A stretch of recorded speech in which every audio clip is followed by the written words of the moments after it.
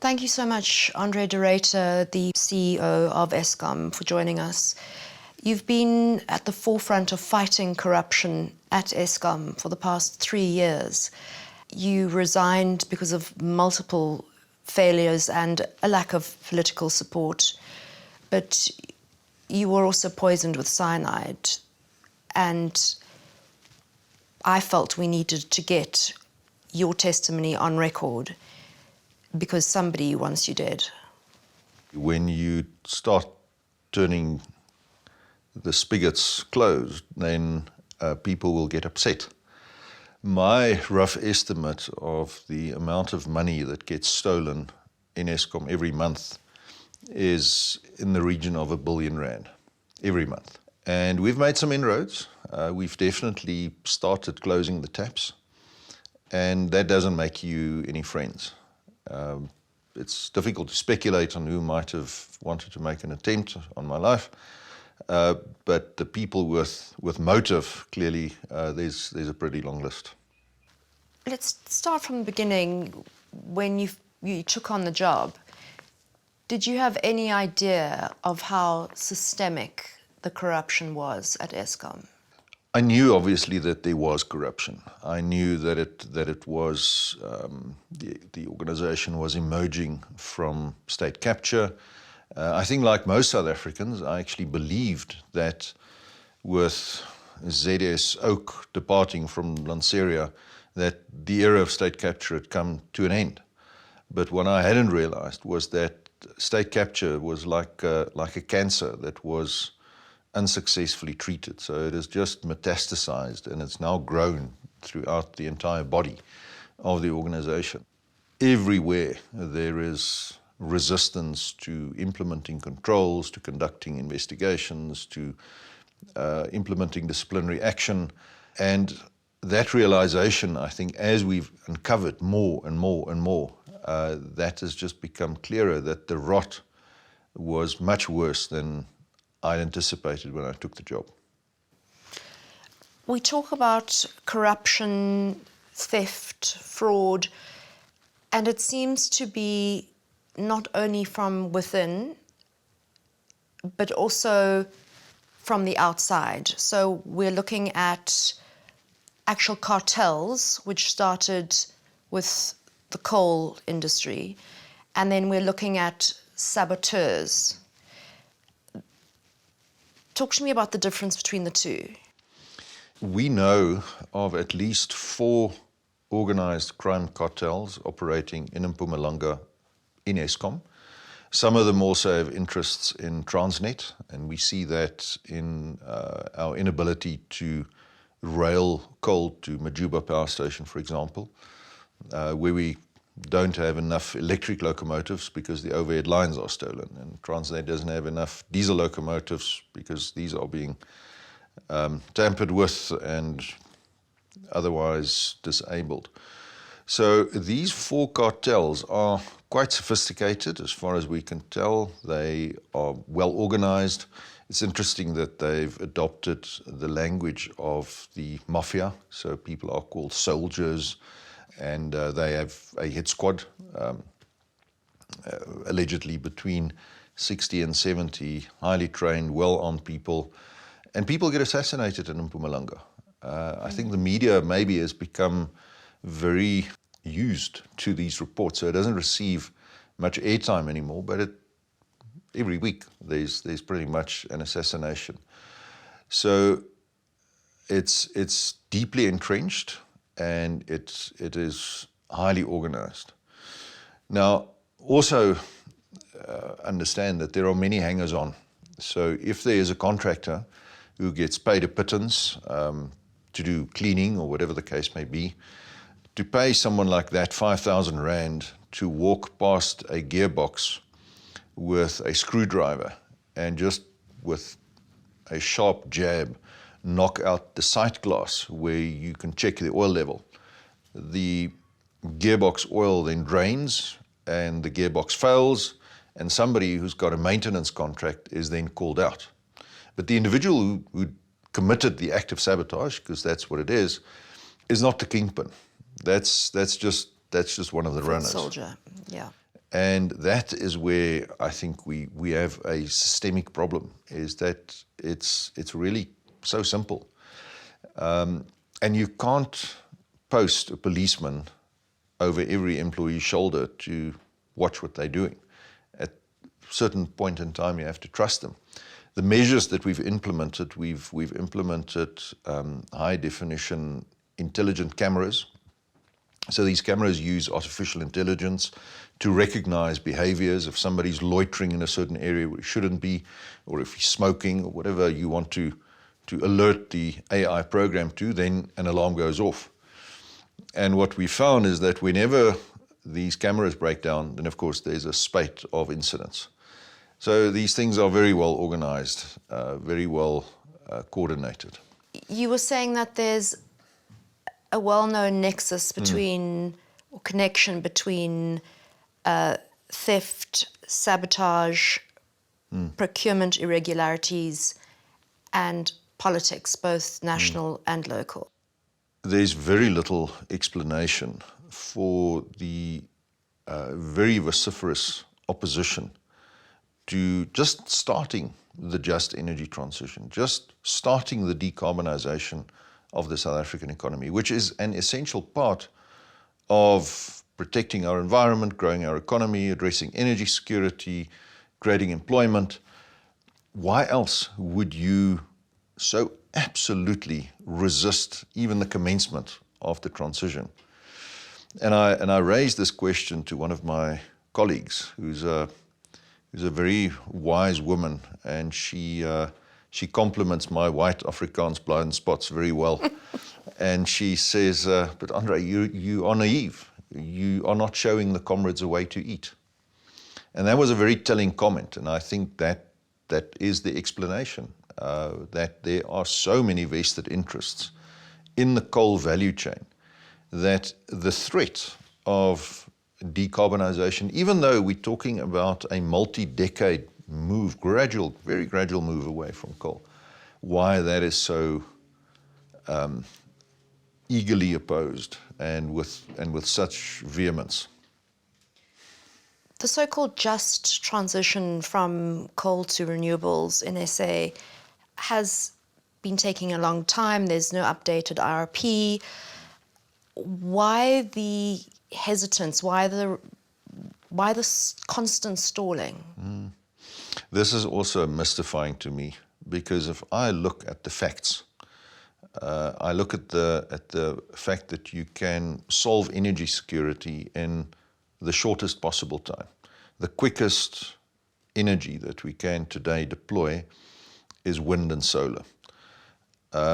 We can remove the obstacles to growth, so the economy can recover.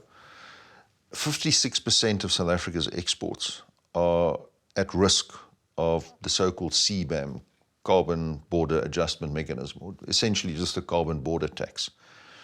Now, this is pretty existential, and I've had calls from large manufacturers and large minerals processors desperately asking me, do you have green energy available? Because we are going to lose market share if we don't start now.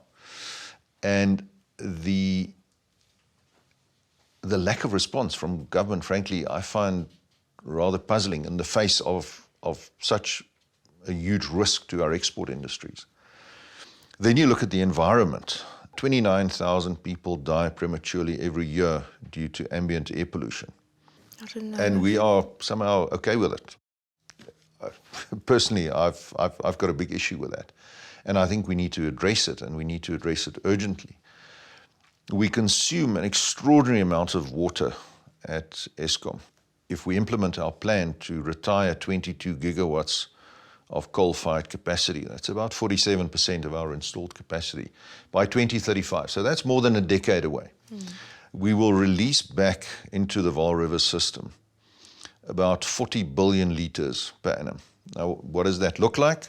That's enough water to provide 220 litres of water per day to 200 million people. That's more than 3 times the population of South Africa. Now, if you look at what Professor Francois Engelbrecht at Wits said, he said that there's a mega drought coming, brace yourself, it's going to hit us, we're going to have another El Nino, and it's going to be a multi-year event. Isn't this something that we should address in order to improve our climate resilience as a country? And the funding is available, and it is highly concessional. It is extraordinarily generous. So, it's difficult, having thought about this very long and hard for the past 3 years, to see why one would not do this unless improperly incentivized.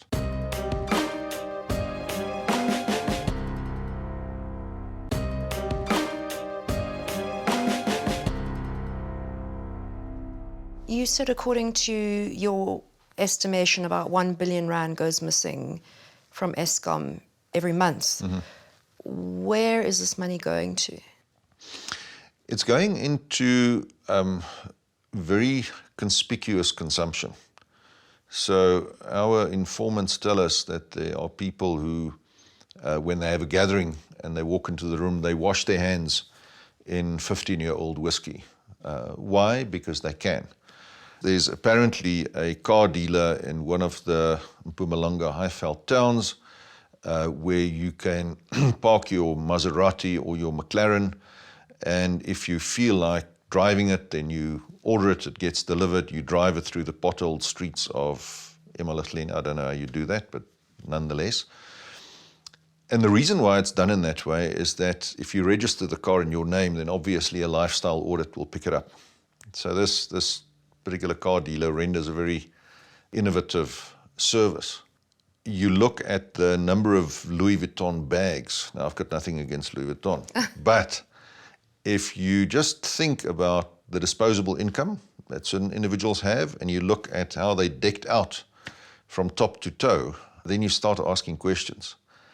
So, and this is pretty well known.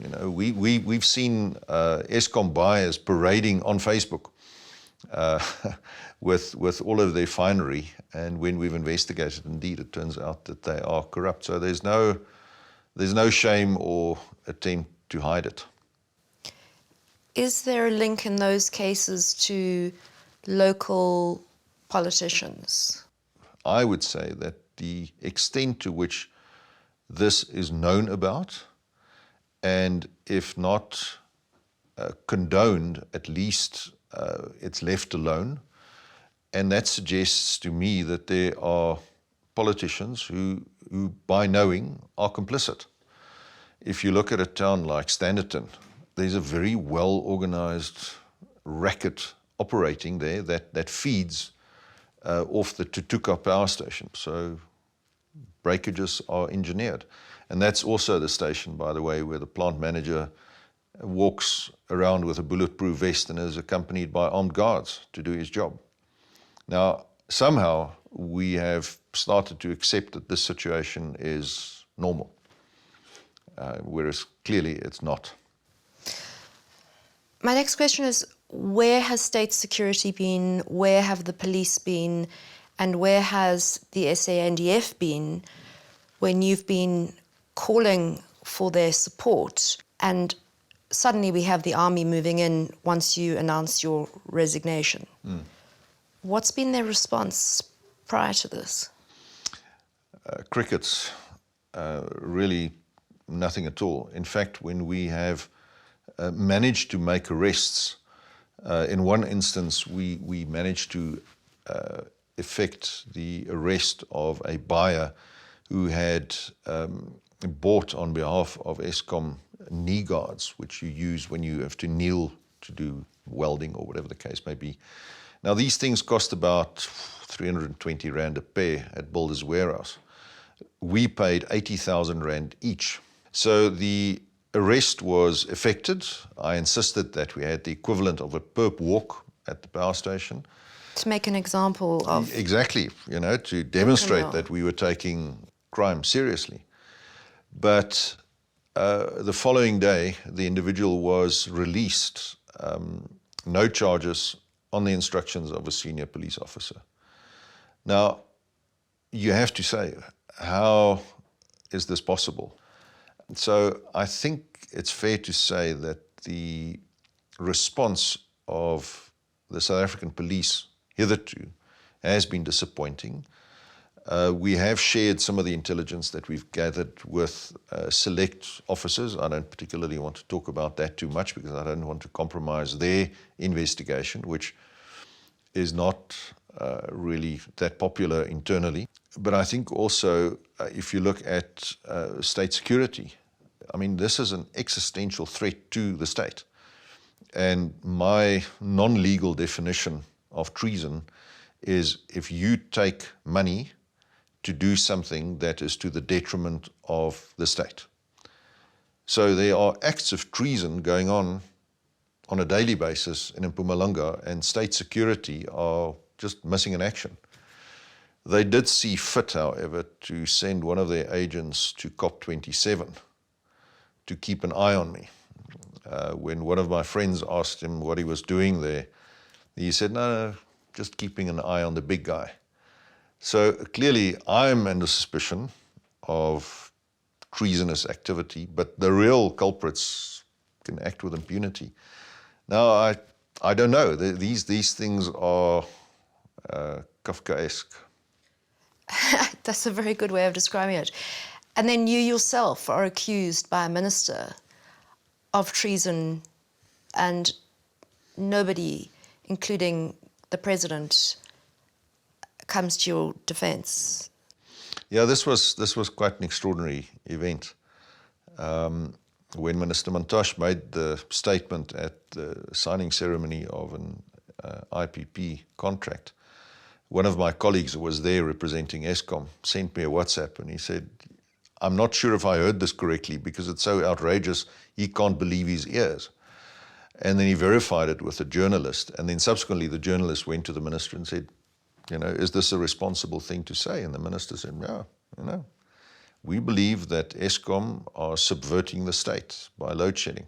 To take the ANC out of power, yes. Ostensibly. Well, which is also slightly problematic because you're conflating the state with the party. Of course. And there should be a nice separation between the two.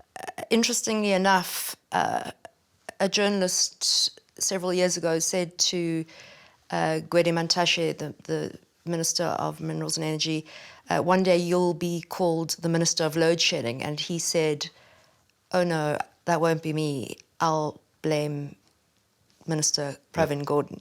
He'll be called the Minister of Load Shedding. Did you have any contact with Gwede Mantashe after he'd made that comment? Was there any discussion between the two of you? That's a very serious allegation to make. No one-on-one discussion.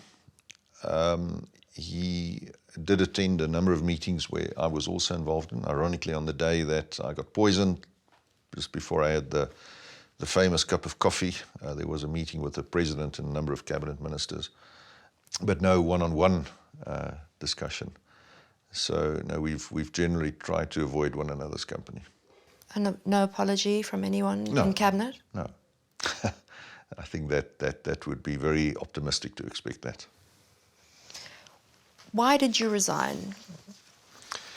I think it was the culmination of a series of factors. The first very important factor was the dismissal of the previous board en masse. There was one director, Dr. Rod Crompton, who had remained to preserve ostensibly continuity. But if you look at the private sector, when you rotate directors in and out, you typically do it up to a third of the board at a time in order to preserve institutional memory.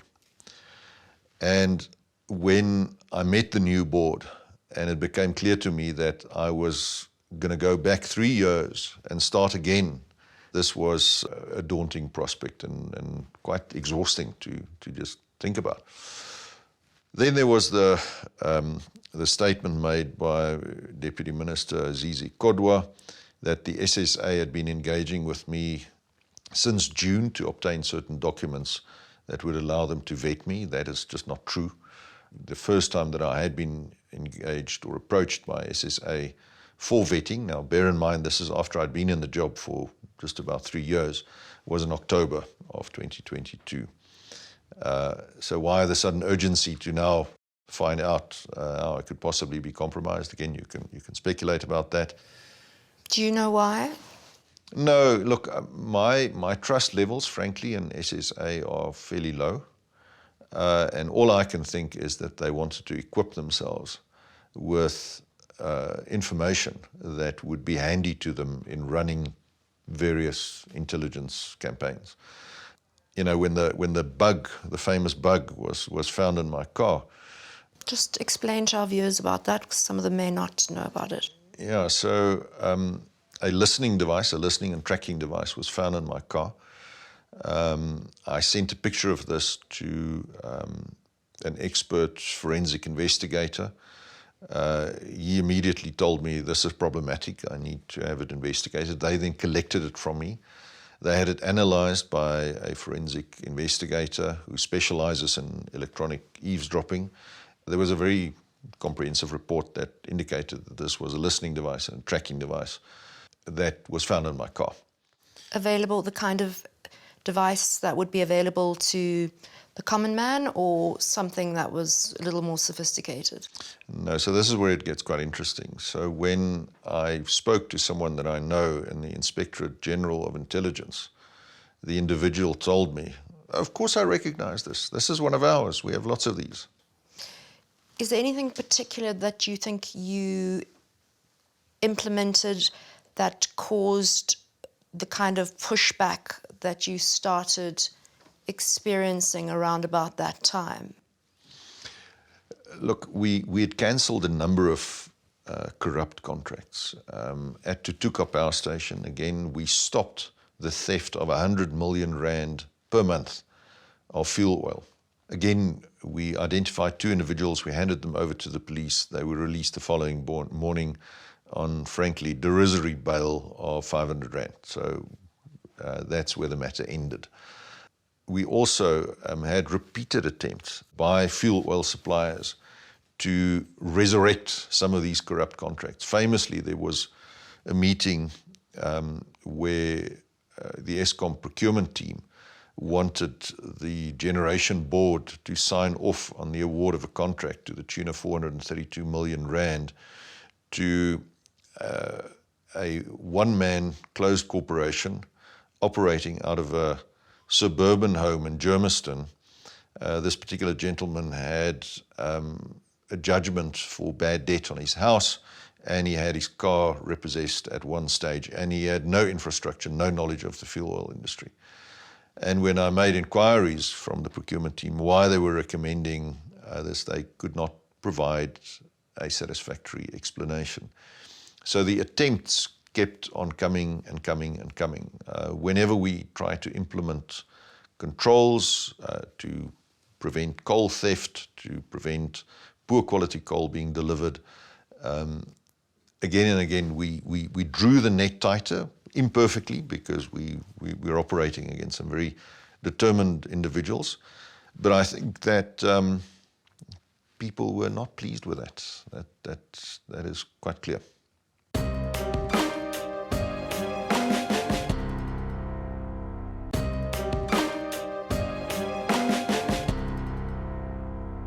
What was the response from high-level members of government and the NPA when you approached them with evidence of corruption?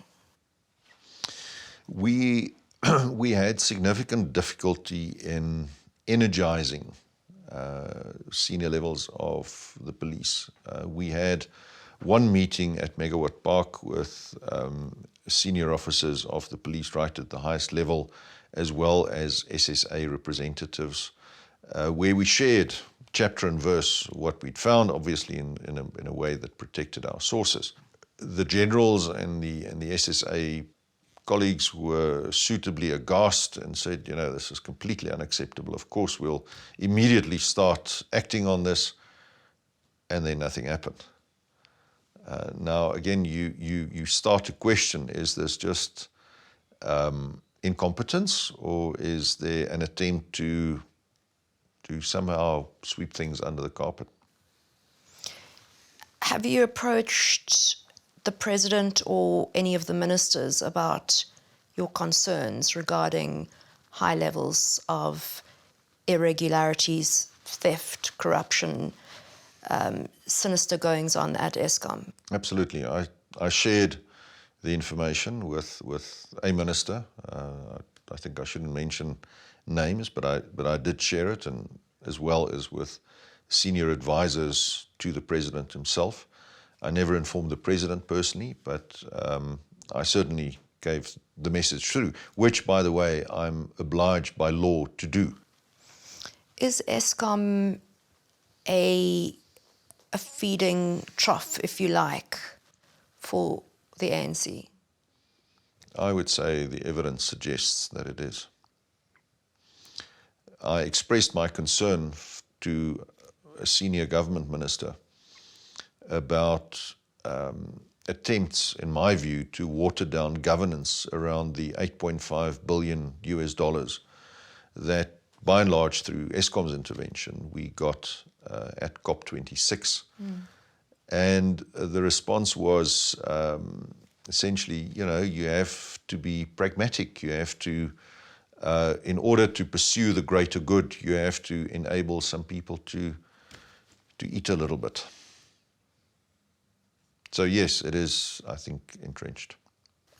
Andre, when you did approach the minister, a minister, about your concerns about sinister and criminal goings-on at Eskom, what was the response like? So when we pointed out that there was one particular high-level politician that was involved in this, the minister in question looked at a senior official and said, I guess it was inevitable that it would come out anyway, which suggests that this wasn't news.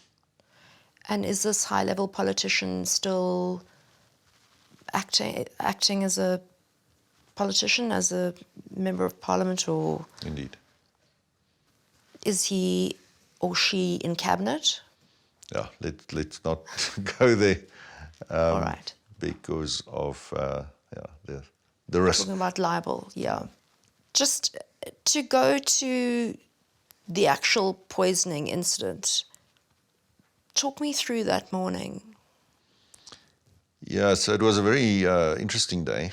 On the 12th of December, which was a Monday morning, I met with Mpho Makwana, the chairman of the board, at the Dainfern Clubhouse, and he wanted to do my performance appraisal with me, and I said maybe this obviates that discussion, and I slid my letter of resignation across the table to him.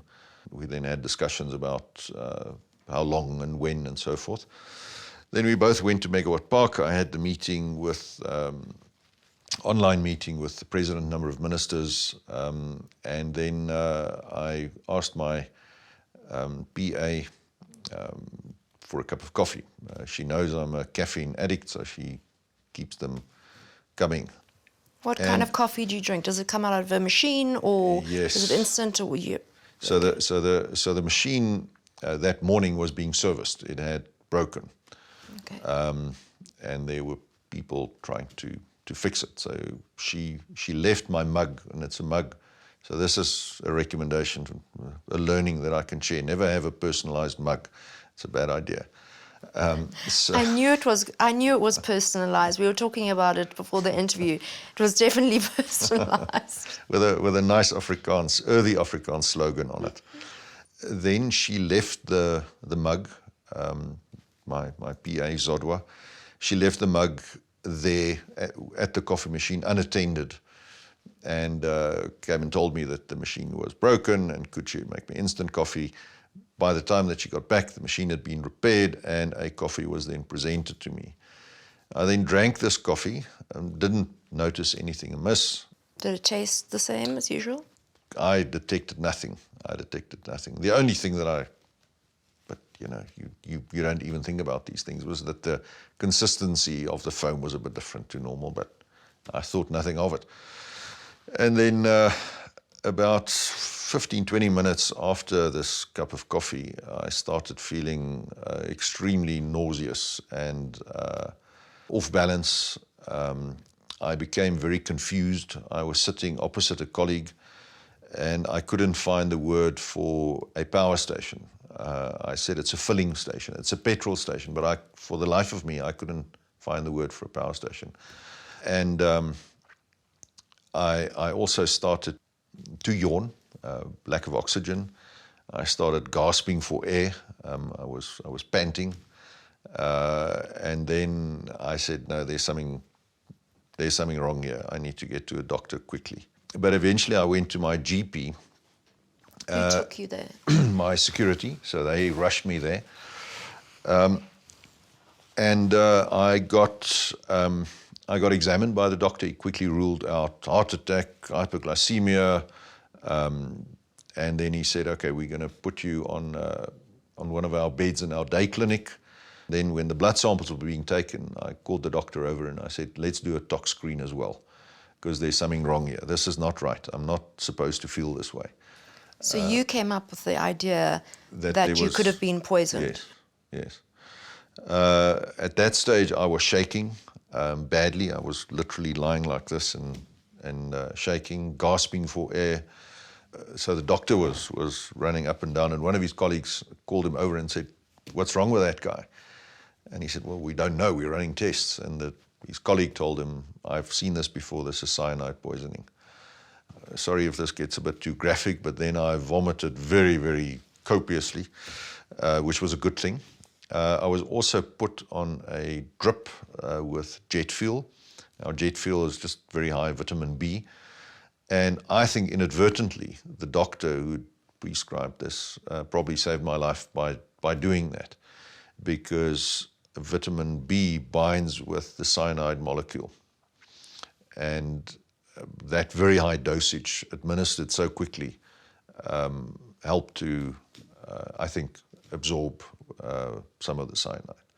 Yeah, so then the doctor said, okay, your cyanide levels are somewhat elevated. You need to come back for a further test. I went back for a further test. The test took quite some time to complete for whatever reason. I think it was the festive season. And then it turned out that my cyanide levels were indeed significantly elevated. Then when it became apparent that the story would break, I laid a charge of attempted murder at the police, and that's how the story went. Could you have died? I have subsequently consulted a specialist toxicologist, and the theory is that this was not a pure cyanide cocktail, but that it was a mixture of cyanide and sodium arsenite, which is a rat poison. And what the sodium arsenite apparently does is it masks the detectability of cyanide in a blood test. So if that is so, then the real level of cyanide that I ingested was probably higher than indicated by the blood test. So look, it's difficult to speculate. I had cyanide, I survived it. Could I have died? Probably.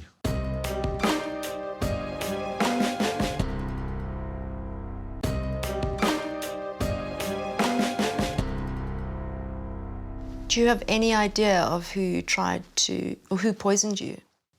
No idea whatsoever. One of the individuals who was responsible for taking care of the coffee machine has since absconded from work. He's disappeared. So that remains to be investigated. I was approached to make a statement by two middle-aged detective sergeants. Now, with all due respect, if you are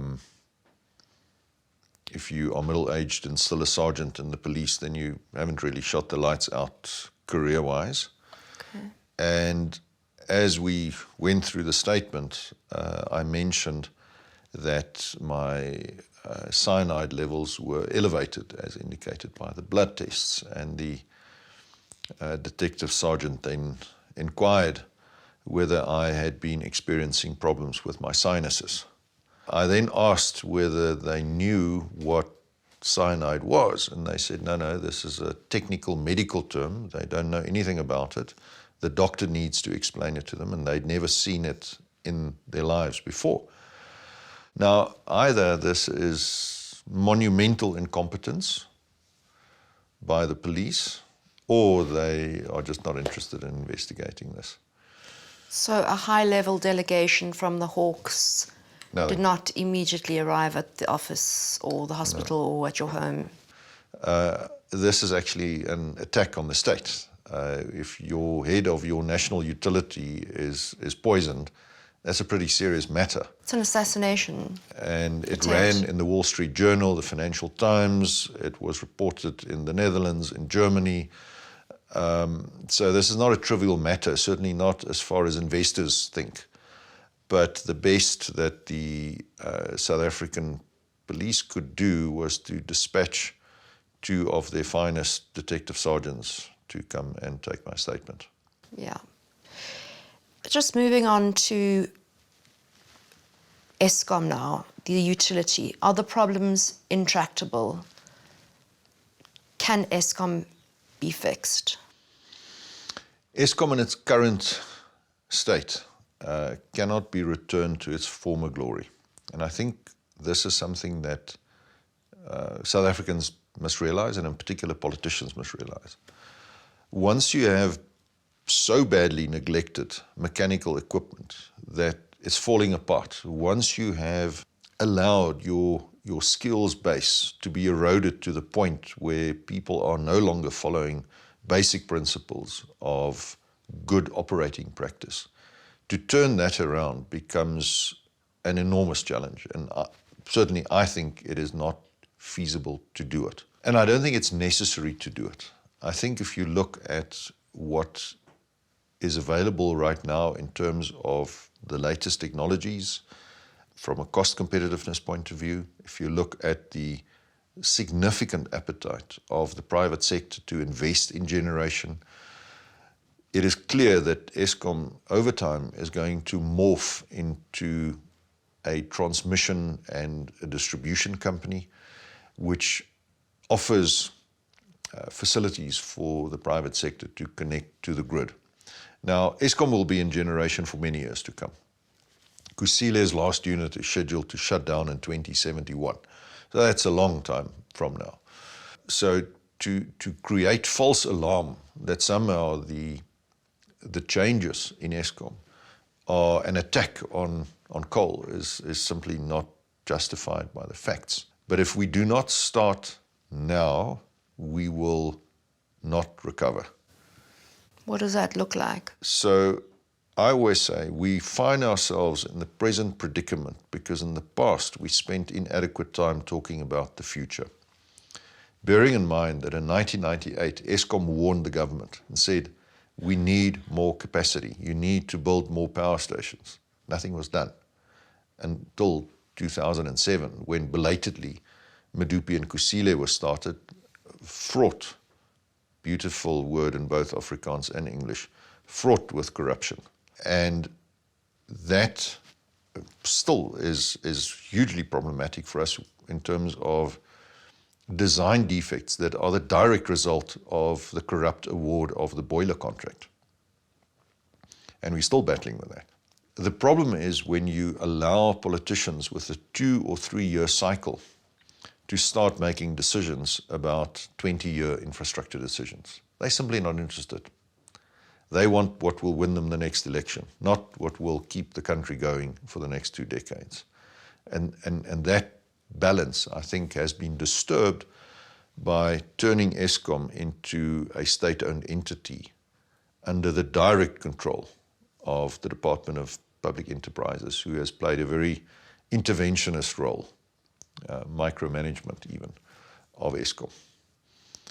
There's a narrative that the state should control everything. Unfortunately, the ghosts of Marx and Lenin still haunt the halls of Luthuli House. People are still firmly committed to a 1980s style ideology.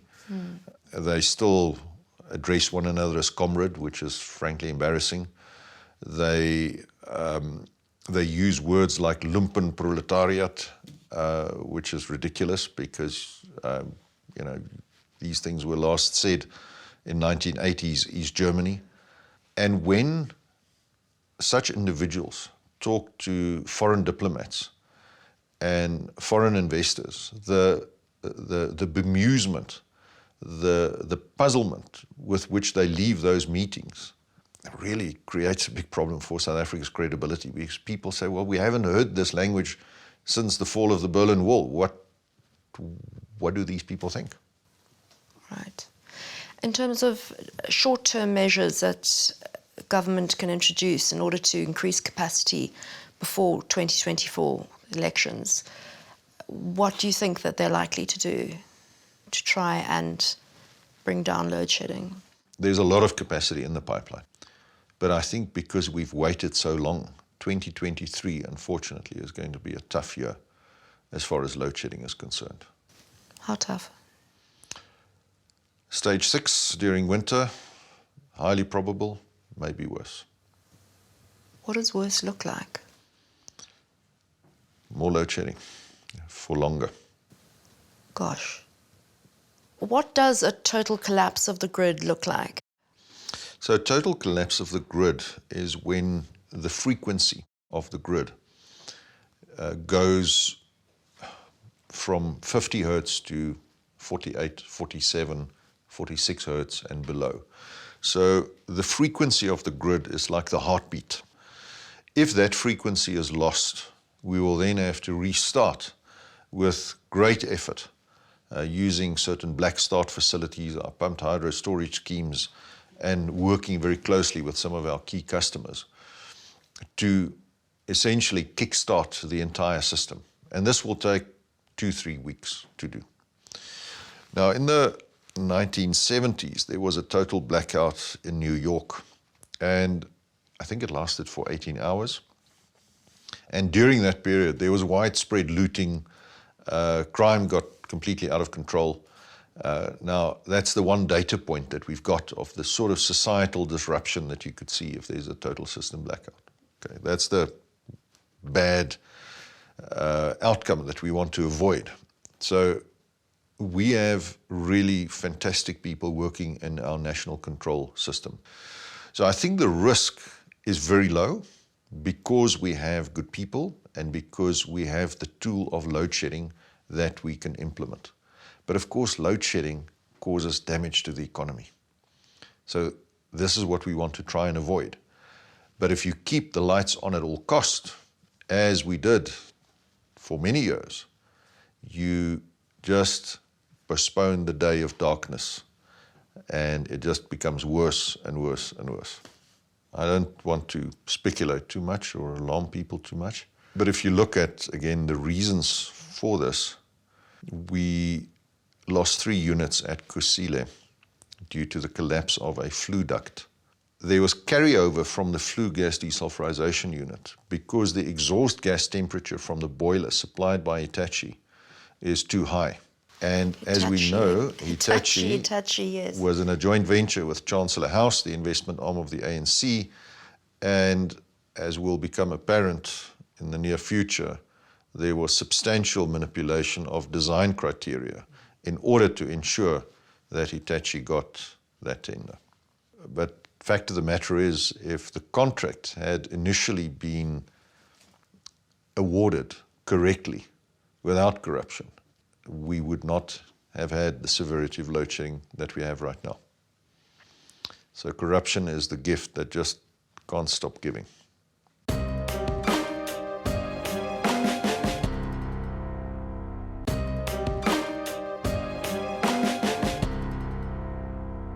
Just talking about emergency decisions that are taken, emergency always is a red flag for me because it opens the door for corruption. Car Power Ship, that procurement program was during COVID and was declared an emergency to keep enough electricity on to keep people being able to breathe on ventilators. What are your thoughts on that particular tender? So first of all, if we look at the company concerned, if you do a fairly perfunctory search on Karpowership, it is quite clear that there's an extensive legacy of alleged corruption, breaches of contract, and abuse that they have left in their lurch in the countries where they've operated. So I think one's got to be careful with whom you get into bed on these particular deals. The second thing is the term of the contract. To my mind, and I've been involved in large capital projects now for more than 30 years, there's absolutely no justification for concluding a 20-year agreement with a company that can raise the anchor, literally, and sail away with the asset that the country has paid for. If it's truly required for 20 years, why not build it on land, where it becomes part of South Africa's asset base, instead of sailing away off into the sunset? The third thing that concerns me is the amount of resistance to enhanced anti-bribery and corruption clauses that I experienced. I remember sitting in a meeting one evening on Teams with the legal advisor and other representatives of the Independent Power Producer Office, which of course reports into DMRE. And I laid out some language on what we should have as an enhanced anti-bribery and corruption clause. And the resistance was just inexplicable. Why would anybody not want to support enhanced anti-corruption measures? And then when it came to signing the contract, the Eskom position was very simple. It's a very litigious contract. We're happy to sign it. Not really, but that was what we said. Happy to sign it, but given the litigious nature of this, please just give us an indemnity. Now, if I buy a car from you and I ask you to indemnify me against the consequences of that car had ever been used in committing a crime, then you'd probably say, okay, you know, if that floats your boat, then do it. Sure. In this instance, that indemnity has not been forthcoming. The Russians and Chinese have made themselves very visible recently, and our cooperation with them has been widely reported, which is somewhat controversial, especially now as Russia is looking for friends concerning the war with Ukraine. Do you think they've got any role to play or are playing any part in selling us oil or anything nuclear on the cards? Now we go into the realm of speculation. Again, no evidence. About 3 months ago, there was a visit by the Russian Minister of Energy to South Africa. Russia, as we know, is very long on natural gas, following its invasion of Ukraine. It is looking for markets for gas. There's no doubt about that. It was quite interesting for me to observe how soon after that we received a request from the Central Energy Fund to transfer 3 of our aging power stations, Camden, Hendrina and Grootvlei, to the Central Energy Fund, which, by the way, reports into the Department of Mineral Resources and Energy, to convert those to gas. Now, maybe I'm adding 1 and 1 and getting 3, but in politics, there is very seldom such a thing as a coincidence. Let's move forward. What are you going to do now? The first thing I'm going to do is to take a holiday. Want to spend some time with my family, particularly my children, see if we can again reconnect after 3 years where I've been largely absent. And then we'll see. There are many opportunities. I think that I'm fortunately in a position where I can hopefully continue to make a contribution to combating climate change. It's something that I feel very strongly about. It's important that we do what we can to leave a livable planet to our children. And if I can contribute to that, then that's what I want to do. What would you say to the next Eskom CEO? Don't have a personalized mug. I'm glad your sense of humour is still intact. Are you afraid that you could be murdered for speaking out? I intend to spend a bit of time abroad after I finish my stint at Eskom. I think that would be good for my health. Keep a low profile. Yeah. Well, I certainly hope that you live to tell the tale. And I think you went in with this, as I've understood it, as country duty. You honestly felt that you could make a difference. You tried. Do you think you failed? I think I failed in terms of the readily measurable objectives, load shedding. That's the big elephant in the room. But if I look at the way in which we've defined a strategy, which I believe is now irrevocably set, that we are going to start the just energy transition, how we have been able to address some key issues on the balance sheet. From an income statement perspective, I think the income statement is looking a lot better than it did. Governance is much improved. I think the organization is in a better space from a compliance point of view than it had been. We are irrevocably committed to unbundling and restructuring, in spite of the signal lack of cooperation from the Department of Mineral Resources and Energy. 3 years ago, if you'd known about this, would you have taken the job on? Probably not. Do I regret it? No. I think it's been a real honor to serve South Africa. I've met some absolutely brilliant people from all walks of life. I've been able to hopefully make a little bit of a difference in setting South Africa's agenda when it comes to our power system, our environment, and climate change. And it's been quite a ride. Thank you so much, Andre de Ruyter, for joining us and being so frank in our discussion. It's certainly been not only riveting, but shocking and disappointing to hear what is going on at the coalface. Thank you for sharing it with us. Thanks, Annika.